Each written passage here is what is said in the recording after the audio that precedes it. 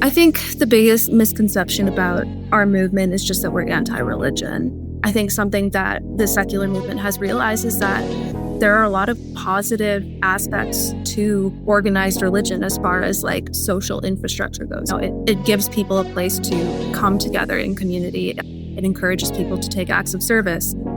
And that's really the Empathy Project. We are hoping that this is really for folks who want to organize around a service project, but haven't really done this before or don't know where to start. Hello and welcome to Power Beyond Pride, a weekly queer change-making podcast bringing you voices and ideas from across our fierce and fabulous spectrum to transform our world. I am Mattie, Byer, one of the hostess of Power Beyond Pride. I am always the loudest in the room, whether I am laughing, talking, or just standing, and my presence has to be made. That is me. And I am partnered tonight with one of my favorite co-hosts, Mr. Shane himself, and I'll let him introduce himself. That'd be me. I'm Shane Lucas, he, him, his, and I am a lifelong harm reductionist, bodily autonomy activist, as well as probably the gayest man at your dream wedding. I'm telling you, I'm gonna break that dance floor, is what I'm saying. I'm gonna break that dance floor, and we're gonna jam out. We're gonna do some rolls. We're gonna do some disco stuff, and honestly, I'm gonna get that locomotion going because then no one brings that back. I think we need it. So. Right? Am I right? I'm right. We need some dancing. You are not wrong. We need dancing in this current moment. I'm telling you, everybody, this is a moment where we need to get more dance floor time. And that's the thing, because we're doing so much hard work. And today's guest is no stranger to putting in the hard work. Our guest today is Byer. They are the communications director at the American Humanist Association, senior editor of The Humanist, and the former Democratic Party insider. They know where all those bodies are buried. So welcome, Court. We want to dig in. We want some secrets. We want some fun. We want some excitement. And we are so delighted to have you here. It's great to be here. I hope I can indulge a little bit. We are delighted to have you joining us today. So I want to jump right on in and just start asking questions, and let's get the conversation moving. Court, now that you are currently working with the American Humanist Movement and Association, can you give us a little background? Explain to us what the organization is. What do y'all stand for? Yeah, so the American Humanist Association as an organization has been around for almost 85 years, and we exist to represent the humanist movement in America. What's a humanist is a great follow-up question that many folks have, and really humanism is a non-theistic religion or belief system that basically puts moral agency in the hands of humans and says that we don't need a higher authority to tell us what is right. Humanism as a movement has been very associated with atheism and agnosticism, the secular movement as a whole. We're really trying to give people something to believe in and fight for. Humanism as a tradition dates back really all the way to this country's founding, but our founders signed manifestos in the early 20th century, back when that was a cool thing to do and not something. Who doesn't love a little manifesto? A watch list. Yeah. So the humanist movement has really been on the right side of history as long as humanists have organized for political change. Something that we as an organization have been paying a lot of attention to is what we like to refer to as the crisis of cruelty, which is, I think, pretty self-evident as to what it's describing, but really the environment we're in right now as a nation and as a people, with our neighbors being abducted and deported in the middle of the night and in broad daylight. And just like the attack on the social safety net, I think people everywhere are seeing costs rising. It's just a very vulnerable time for a lot of people. And something that humanism is a belief system and academic tradition that's been around for a while, but it's also, there are humanist communities around the country. And I think that is the direction we're trying to move humanism, is to get people involved in their communities, getting to know their neighbors. And what's a better way to do that than through service? And that's, sorry, I'm trying to get around to the new thing my organization is doing, the thing I'm supposed to plug.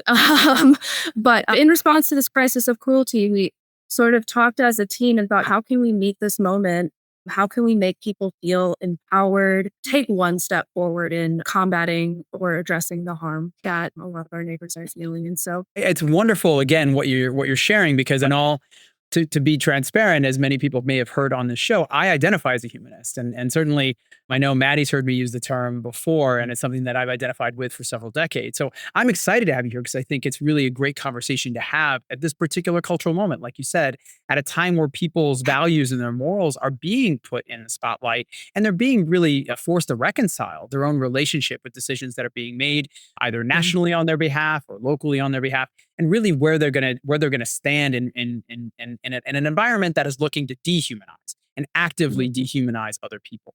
And so I Right. appreciate you sharing around what it means to be a humanist. I'm excited to talk about your new projects. So we're just gonna. So those of you listening, you're gonna be excited about this too. So we are gonna get to that in a minute. I want to step back a little bit though before we get there, because Court, I'd love to hear about your journey. Your Sure. journey, and you grew up like me in the Midwest, and right, and so like, how Mhm. did you come to the idea of humanism? Did it feel like it was a easy one, like you heard it, like, hey, that's for yeah. me, or did you, like me, grow up in a very religious environment where you're like, hey, I'm really in conflict with this experience, with what people are sharing? So I'd love to hear a little bit about your journey. Yeah. So I would say like humanism as a term, like I don't really think I came back to it until the last year or so. But like my non-religious identity, I think it's been an important part of my life and like my just like self-discovery and actualization as a person. I knew but my parents were raised in Christian traditions. They didn't really push it on us as kids.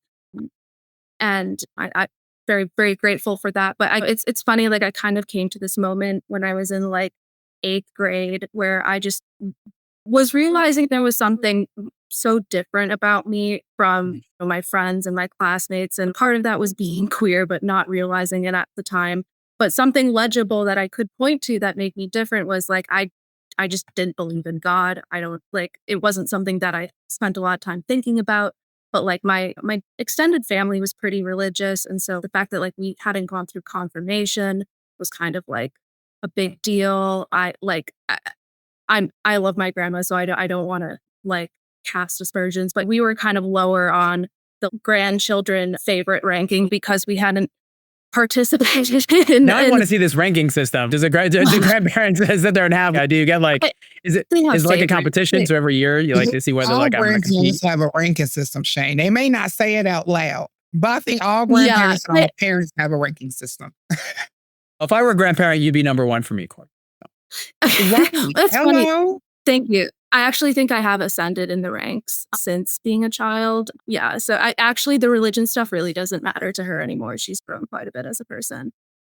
But yeah, so that when I was a teen, that was something that felt made me different than everyone. And I did grow up in a pretty religious conservative area. And so anytime I heard my friends talking about gay people, it was like that they were going to burn in hell. And so that was just in combination with these other kind of like unidentified feelings and identities at the time. Like this was the thing that made me feel like, oh, I'm different because of this.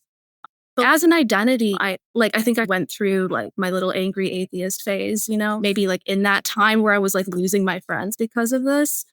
But then I think my like just world kind of grew when I like found my people, my queer community, and went to college and diversified my world a bit. Like it stopped being like a part of my identity, I guess, because I didn't feel like I needed something to say, oh, I'm like it just like religion wasn't important to either of my parents. And so I just didn't have this like need to feel like, oh, I have something. Mhm. But how this connects to humanism, I'm getting there. Um, like, I see it as a bit of a political label, or maybe that's kind of what I aspire to turn it into.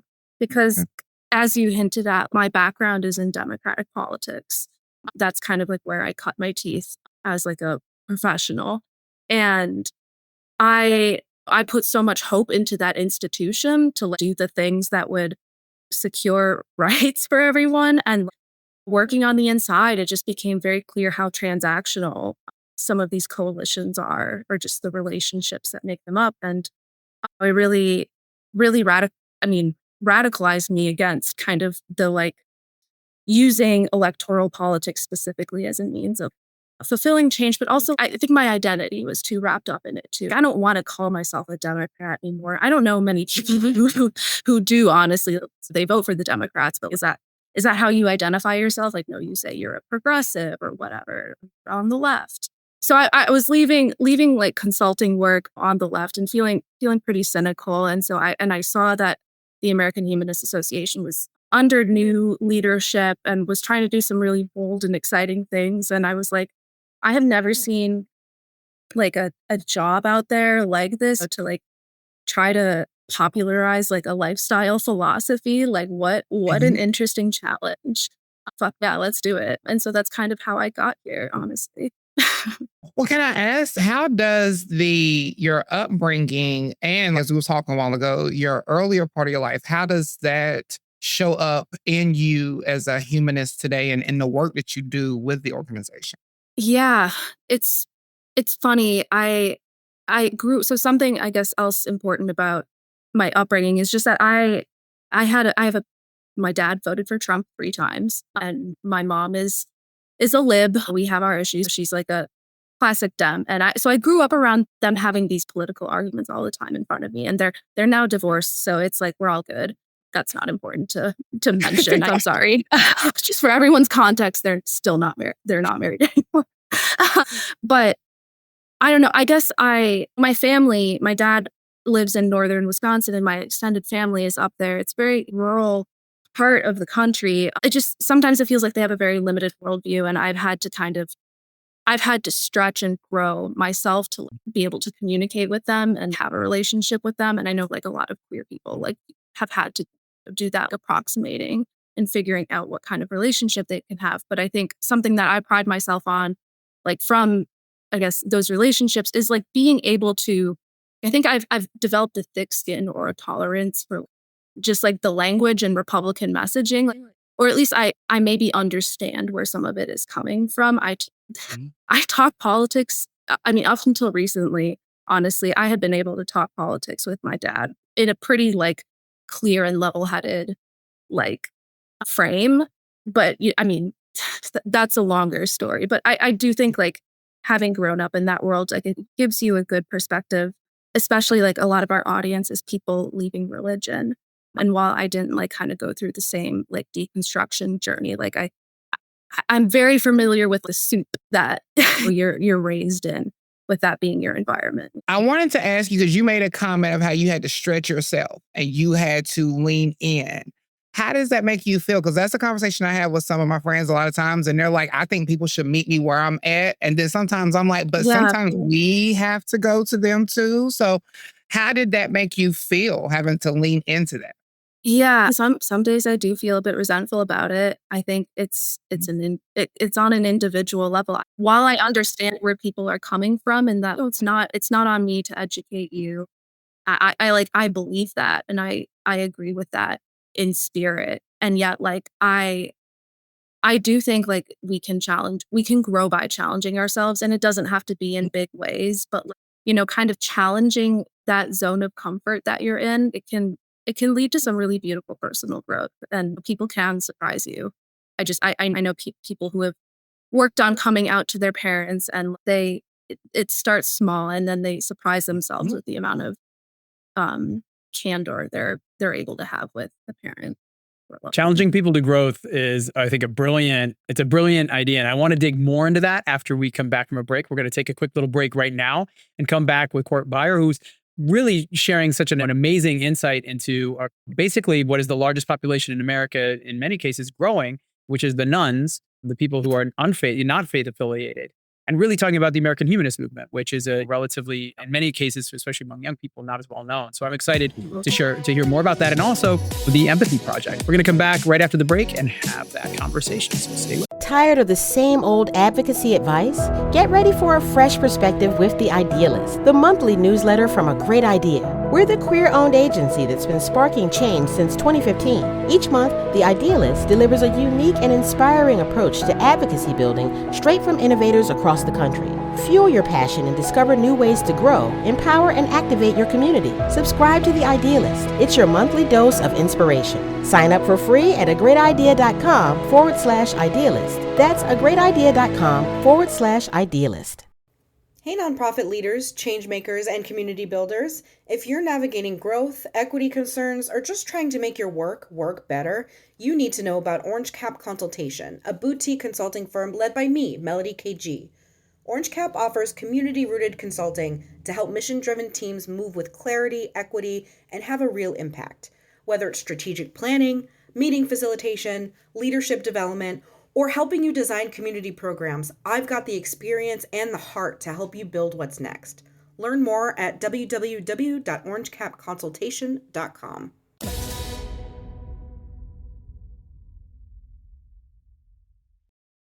Welcome back. This is Power Beyond Pride, a queer change-making podcast, and I am Mattie Bynum, your hostess with the mostest, sitting here tonight with my best friend Shane, having a wonderful conversation with Court. And Court, we were talking before we went to the break about growing through challenge, and I know we were drifting towards the empathy project that American Humanist Association is working on. And so I definitely want to get into that, but I did have another quick question right before that. And I wanted to know, what are some of the biggest misconceptions people have about secular and humanistic advocacy? And then how does the Empathy Project bring light to the...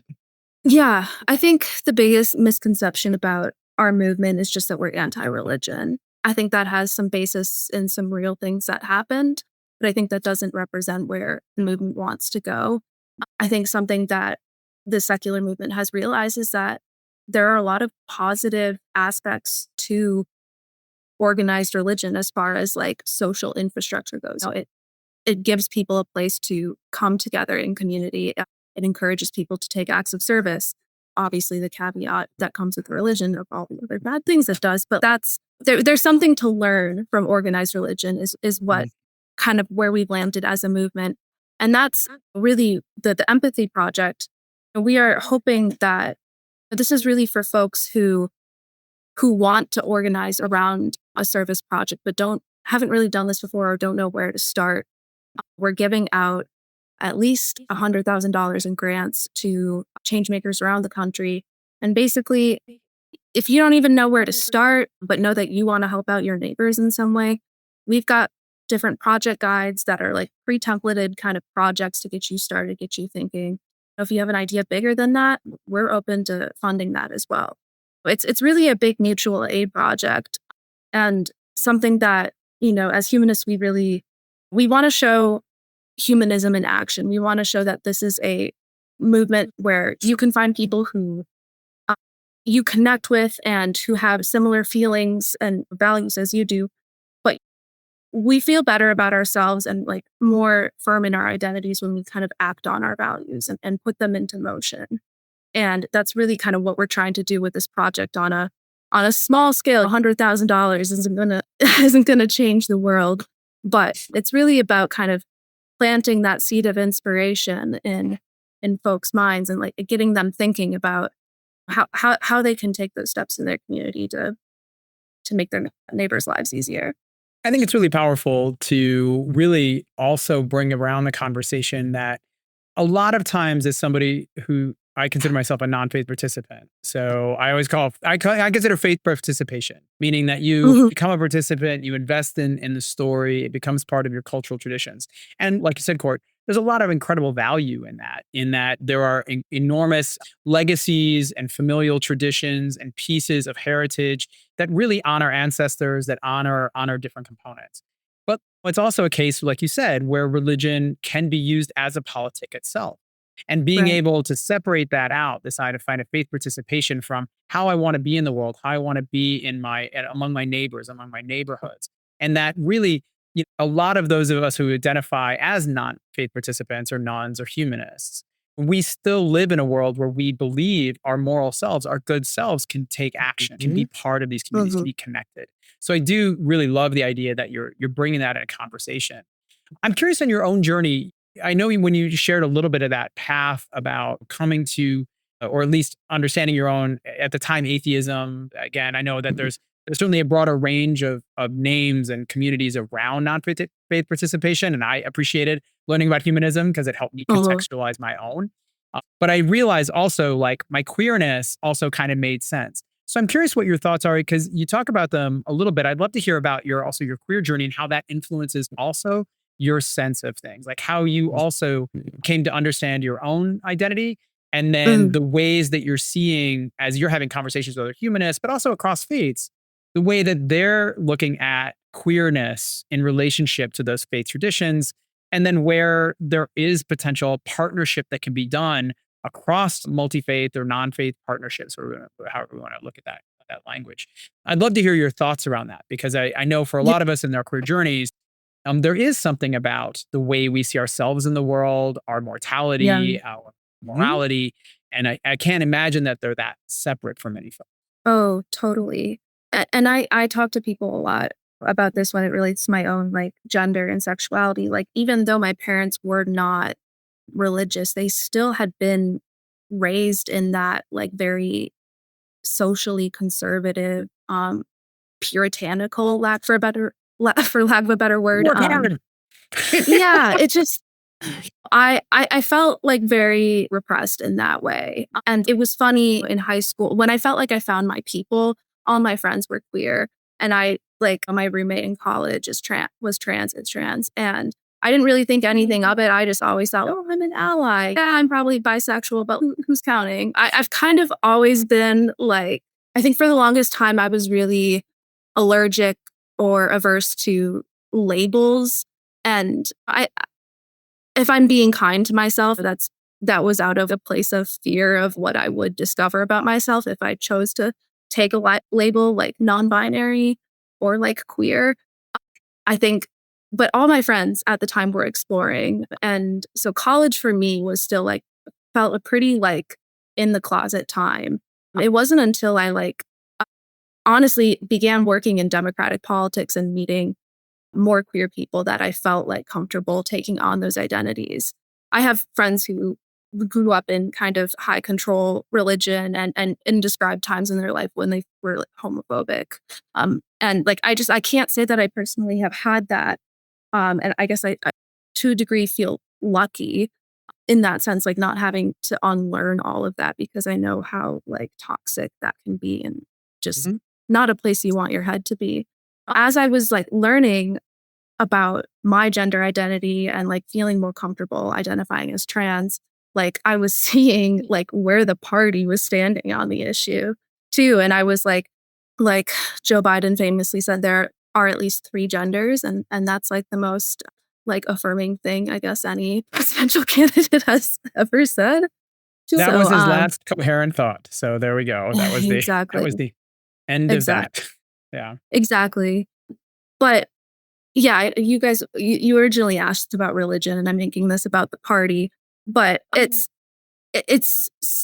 it's hard to not think about religion, and it's just the harm it's done to the queer community. I guess so many of my friends, like they're unlearning, deconstructing, and like I honestly I don't personally know a ton of queer or trans people who have found like community in a Christian or theistic setting. I mean, most of us, I feel like, see, this is the thing too. It's like, it's how do people identify versus what are their actual beliefs or habits, Mhm. right? Because like I don't think I would have actively identified as an atheist like 5 years ago. I would say, yeah, I happen to be an atheist, but it's not something I spend a lot of time thinking about, you know?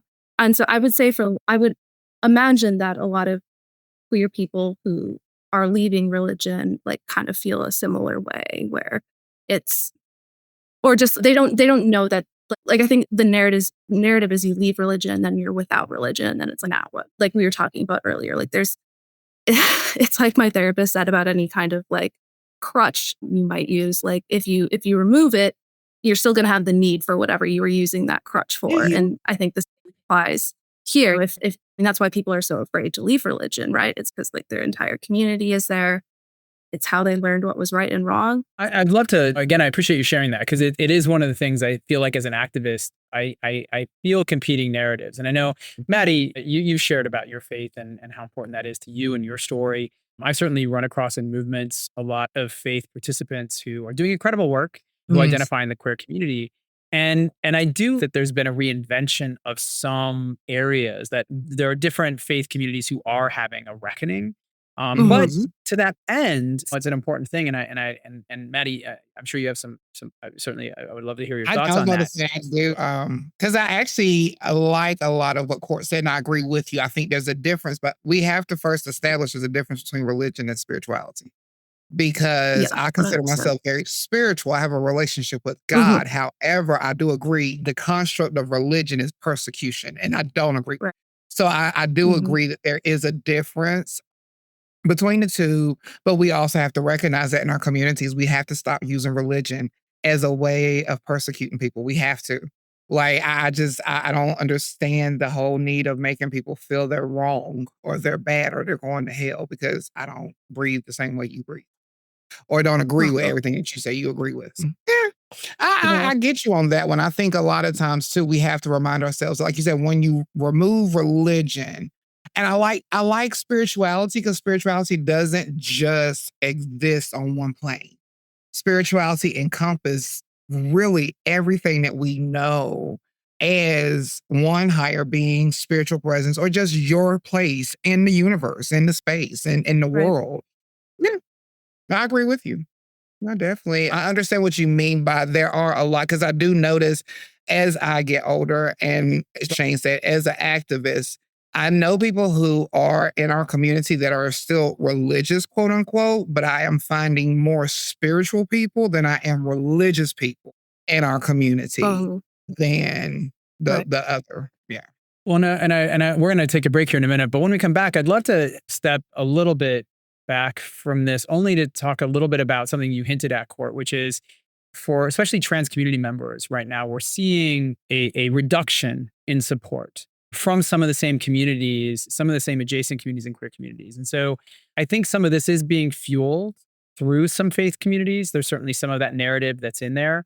Mhm. I'm wondering, and when we get back from break, I'd love to, maybe we can hear some ideas or we can talk through some ideas on strategies organizers can use to think about how do we really push back against the pushback, if you will. So Yeah. I'm here. I am so lucky to be in community here today with my amazing co-host Mattie Bynum, with Court Byer, who is just a phenomenal talent and communications just leader in encouraging people and challenging people to live into their better selves through their current work with the American Humanist Association, as well as your work through the Democratic, we're going to hope we can save them party. And and we will connect with all of you right after. Your mission is vital. Let a great idea help you magnify its impact. As a queer-owned graphic design and digital development agency serving nonprofits, healthcare, and education nationwide since 2015, we're dedicated to growing, empowering, and activating your advocates. Our award-winning work speaks for itself. We deliver transformative change. Ready to see your impact grow? Book a session and let's get started at agreatidea.com. That's agreatidea.com. Are you looking for a way to make your philanthropy more meaningful and more aligned with social justice? Meet New Moon Network. New Moon helps individuals, institutions, and foundations move their dollars where they matter most, into grassroots movements advancing the rights and self-determination of people in the sex trade. If you're a funder ready to move in solidarity with sex workers and survivors, this is your invitation to come learn about our movement and help fund meaningful advancement for sex workers' rights. Reach out to us today at contact@newmoonfund.org and take the next step toward funding with purpose. This break.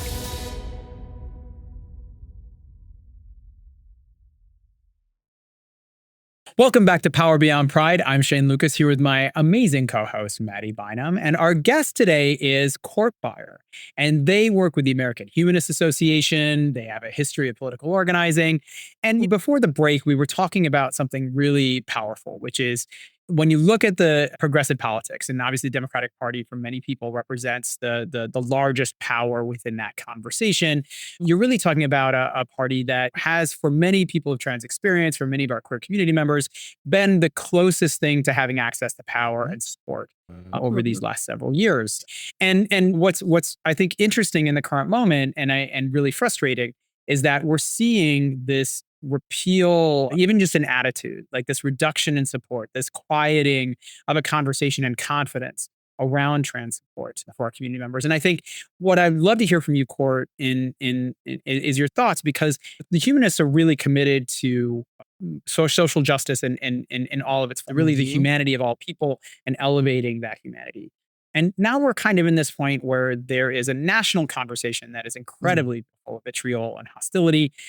How do we start to bring or bring communities together? And are there ideas on how we can work across faith communities so that people of non-faith and faith can work together, so that we can think about progressive politics in a way that makes sure we don't lose sight of our trans community members and how important that gender spectrum is to our strength?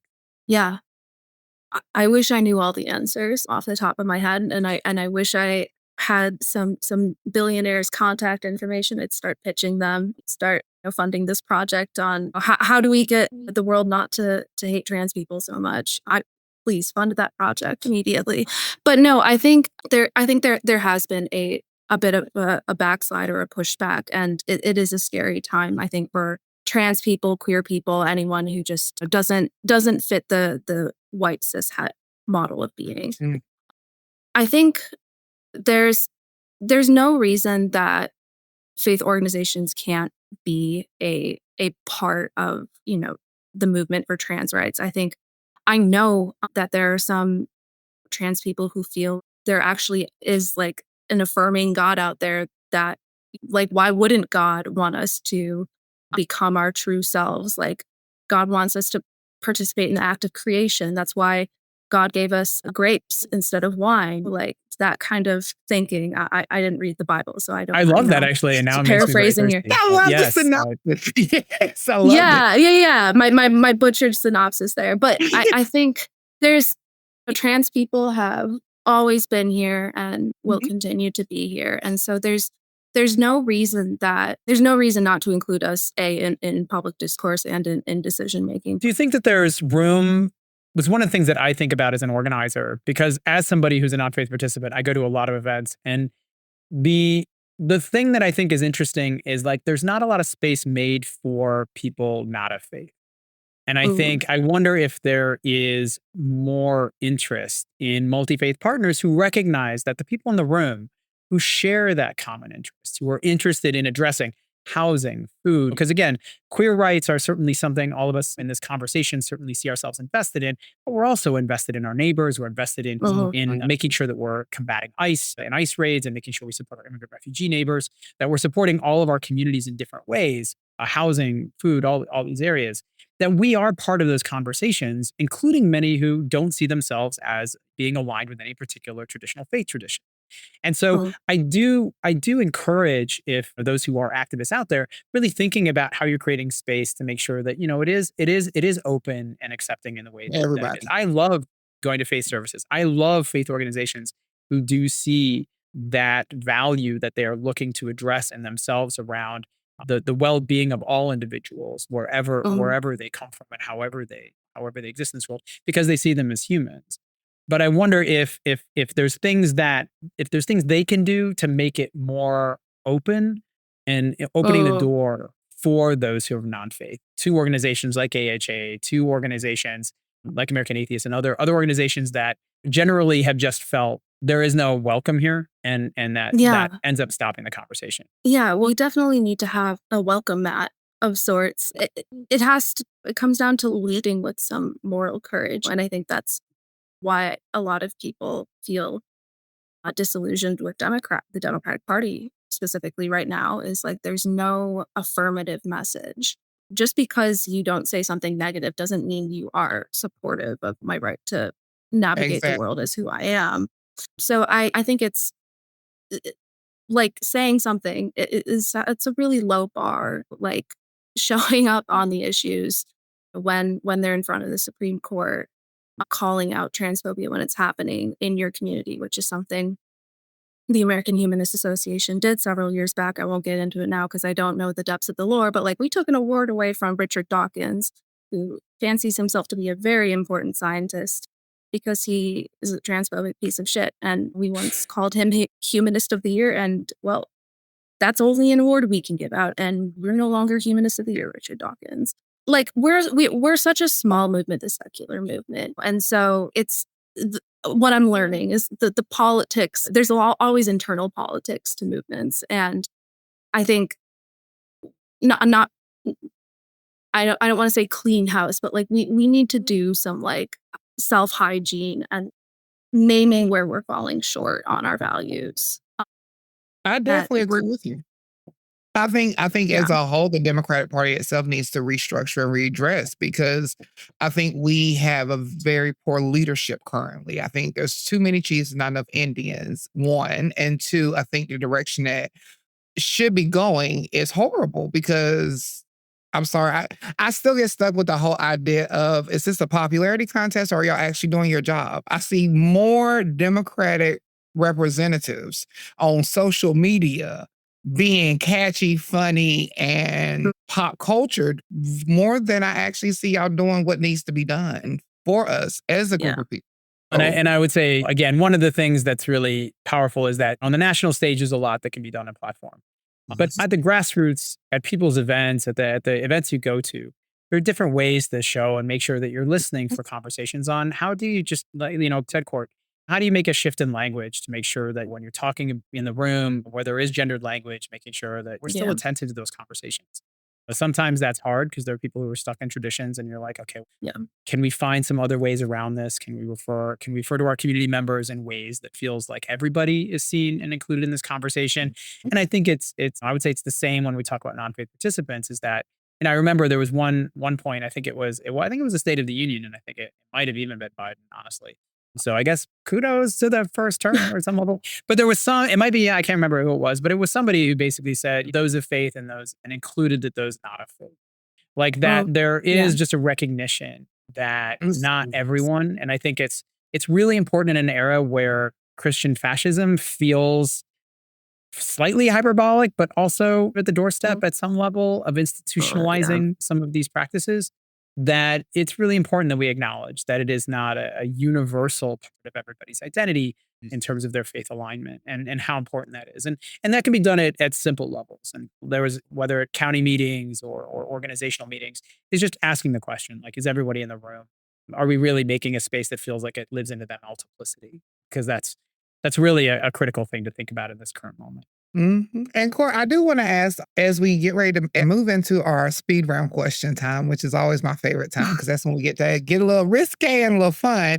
I do want to ask one more question, and this is more so to just leave a lasting impression. But what do you see as we go in the future for the younger generation of the LGBT community, if they are going through whatever in life? What are some words of advice that you can give them to continue to keep their hope alive and to strive to keep moving forward? Yeah, find your people. I know that's like really vague, but show up for your people and they'll show up for you. I think that has been like the biggest source of resilience for me in my life is just having people in my life, like having a support network. I know it's like a very tangible, like therapy piece of advice, but like think about your support network. It's only going to get harder as you get older. You're right, though. You are right. And get away from the institution of college. See, like, pay attention to where and when you like show up as your like best and true self, and stick around those people who make you feel like yourself and make you feel good. That's advice I would give. I love that. And I love that, Mattie, knowingly or unknowingly, we got to also channel a little bit of Reverend Jesse Jackson, who we just passed away recently, with Keep Hope Alive. And just kind of, I just wanted to welcome his memory and his history into the room. I think that's also really important. So thank you, Court. It's really time to get to know you even better, as Mattie said. This is our speed round. This is where we bring you some questions. We try and don't think about them too much. Just kind of give us the first one that comes to the top of your head, and then I'm sure we'll dig into it because that's what we do every time. Even though we say we're never going to, we totally do. Are you ready for our speed round question? Yeah, so ready. As ready as I'll ever be. All right. So your first question is going to be Wisconsin winters or DC politics. Which is the coldest? Oh, DC politics. I mean, I was they're wondering a if you- different breed. I couldn't, no. Everyone's Pass. out the thermometer at points, I'm sure. Mhm. Which is more powerful, faith or facts? Oh, facts. I love that. That feels keeping that hope alive. We are keeping that hope alive. So thank I you for love that. the into it. It was like a slide into the facts. You Like, know, yeah, like my heart wants to say faith, but my head wants to say facts. And so that's what we're I get I that. mean, I get that. So, what's your toxic trait during election season? oh, I'm on Twitter way too much. There was, and I can justify this is just partially for work, but there was a period where I was getting every single Donald Trump tweet pushed to my phone. Like I would get a notification. And that was before he was banned. Sorry, X is what it's actually called these days. But yeah, that's my most toxic.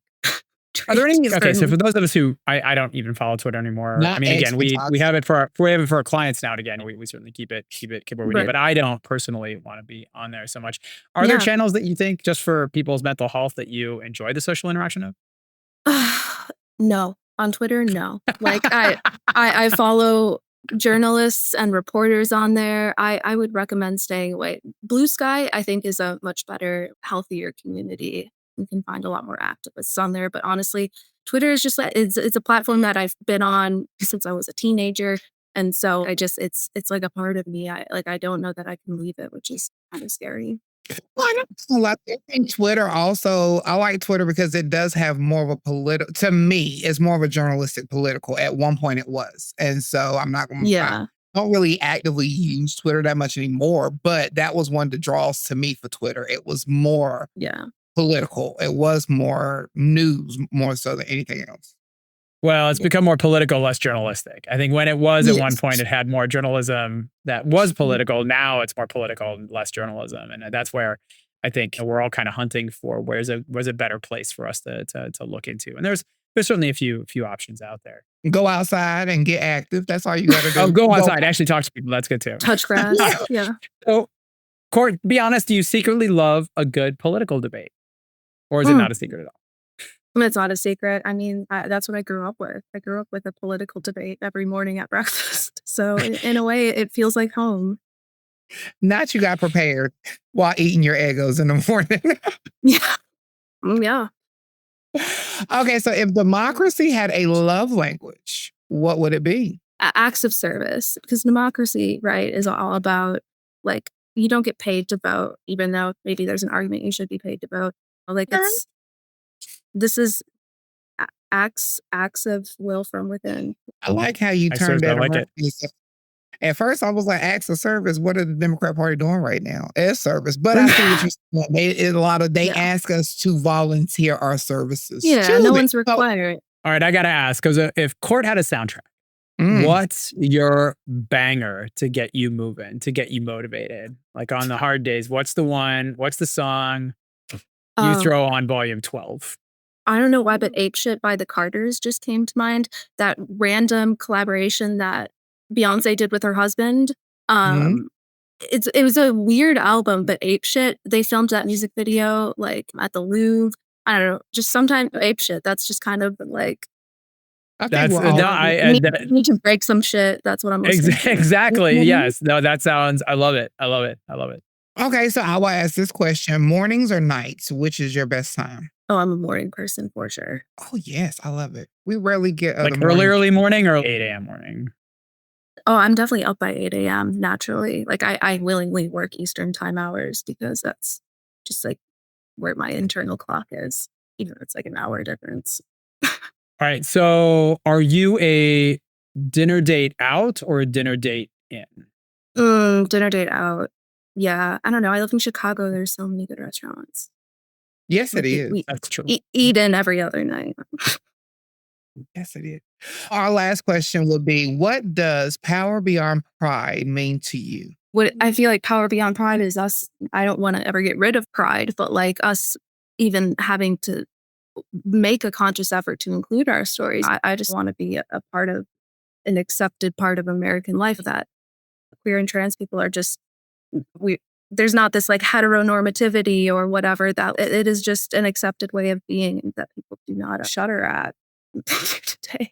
Sorry, that wasn't a great answer. I love it. No, I think it's great because again, it's what I'm hearing you say is that it is something bigger. It is bigger than the pride conversation that we have most of the time.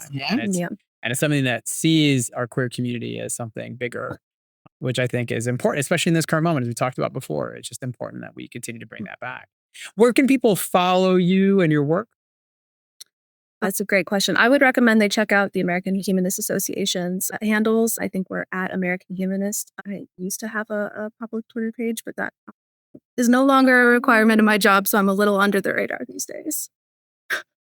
Absolutely. And the American Empathy Project, people should really check that out as well. And again, if you want to be considered for the grant, there is a deadline for that, but you don't have to get the grant to participate in the American Empathy Project. No. So I think that's really important also for people to know is that what's the date on the American Empathy Project? Yeah, we're building towards a big day of action on May 2nd. We, in years past, have done a secular week of action during that time. And so we just turned it into a big day of service. So yes, May 2nd. Awesome. May 2nd.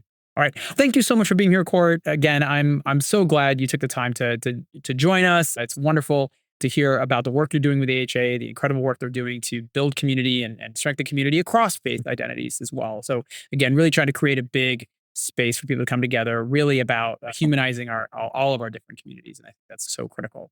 We are out of time for this podcast, but I'm hoping you will join us again. As Mattie said during the break, we have so much to talk about when it comes to these conversations, because this is really a point in America where people are really figuring out where they're going to fall in terms of their value systems, in terms of how they want to be in the world, from their religious base all the way to their political and national sensibility. So I think just really, we would love to have you back and share more of your thoughts.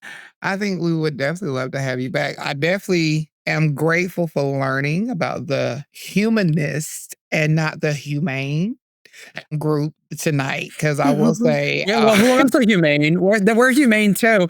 So we should, just a quick side note for listeners. Mattie, when she first learned about this conversation, Mattie, do you want to share what you thought initially, what you read with the first run? I will. So as y'all know, I am the script writer, the project developer. So when I read it, I thought it said the American Humane Society. Now, keep in mind, I am dyslexic, so I do see multiple different things 24/7 and think I'm reading stuff that's not there.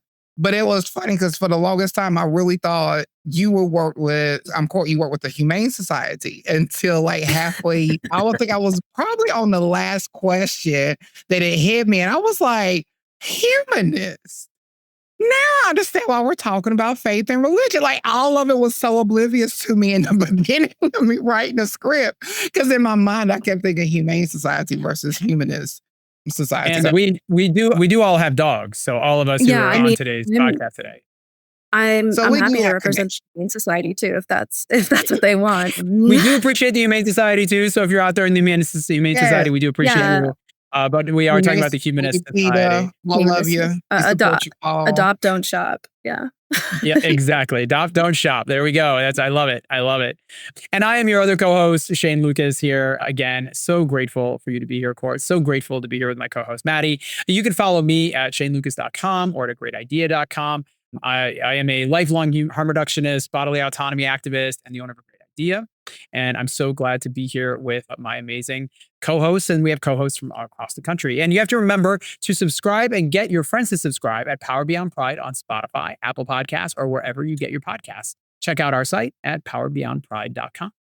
And keep in mind that Power Beyond Pride is a project of A Great Idea, a queer-owned design and content agency that is ran by none other than Shane Lucas. And you can learn more about at A Great Idea at greatidea.com. This episode is produced by me, and I couldn't do it without Mattie, who's our project developer. Our editor is Jarrett Redding, with support from the amazing Ian Wilson. Me and Shane are just a part of the awesome host team here at Power Beyond Pride, but we invite you to always send in your questions, comments to powerbeyondpride.com so we can always answer those and stay in the know. And you can check out new episodes each week where you get to meet amazing change makers like Court and many others from across the country. We look forward to queer change making with you next time. Thank you from all of us at Power Beyond Pride. Your mission is vital. Let A Great Idea help you magnify its impact. As a queer-owned graphic design and digital development agency serving nonprofits, healthcare, and education nationwide since 2015, we're dedicated to growing, empowering, and activating your advocates. Our award-winning work speaks for itself. We deliver transformative change. Ready to see your impact grow? Book a session and let's get started at agreatidea.com. That's agreatidea.com. Community organizers, are you ready to unlock new levels of impact? A Great Idea is offering a fantastic collection of free downloadable tools, helpful white papers, and so much more. As a queer-owned graphic design and digital development agency empowering change since 2015, we're dedicated to providing you with the resources you need to grow, empower, and activate your communities. Discover insightful knowledge and practical tools to enhance your work. Explore A Great Idea's free resources today at agreatidea.com/insights. That's agreatidea.com/insights.